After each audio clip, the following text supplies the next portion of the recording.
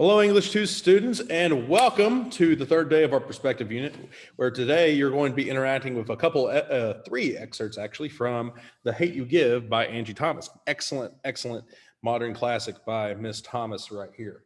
So here's how this will work with this particular perspective unit, or this particular perspective reading prompt. I give you chapter 2 of the book. Chapter 2 is probably it's not necessarily my favorite, but I find it a very poignant and very powerful chapter in the book. And it pretty much sets off the events of the entire novel. Now, the entire novel isn't just like, yes, a police shoots an unarmed black kid is the main thing that drives the plot, but the book is a lot more than just that. It's about racial identity, positionality, and all these other things. This is a really great book, and it explores a lot of interesting thoughts, like a lot of good YA fiction does.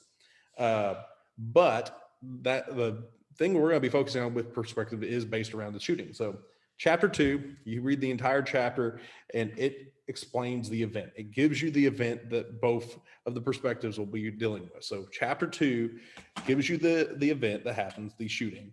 Then we will jump forward about 200 pages actually and read an excerpt where the girl that's in the car, Star, is with her friends at a house, and they are flipping through the television, and they land on the news, and they see the cop that shot the kid, Khalil, the cop that shot his father. So you're going to see the father and and essentially the cop, but the father is going to tell us the cop's perspective, the cop's point of view from one direction. Then after that, I'm going to bring up Star. You were going to read a TV interview with Star and get her perspective. So I'm giving you the initial event that happens, and then I'm going to give you the 1,000-foot view from the police officer's father's perspective and Star's perspective. Now, it's not a completely clean break like it is with Flipped, where Flipped we get exclusively the boys' perspective, exclusively the girls' perspective. This is still kind of washed with Star's perspective throughout, because it is told from Star's point of view. So the initial events from Star's perspective, the interaction with the father's interviews from Star's perspective, and she even provides commentary along with that, which is fine, but sometimes that can pollute the way that people are thinking about this particular perspective. So keep in mind that look at the event there is mainly to kind of center ourselves. Here's what happened. And then the two television interviews are the real place where I want you to explore and think about perspective. With the cop's father, a lot of people are pointing to, like when I was reading annotations for 5th and 6th hour, they were pointing to the cop's father is lying, lies.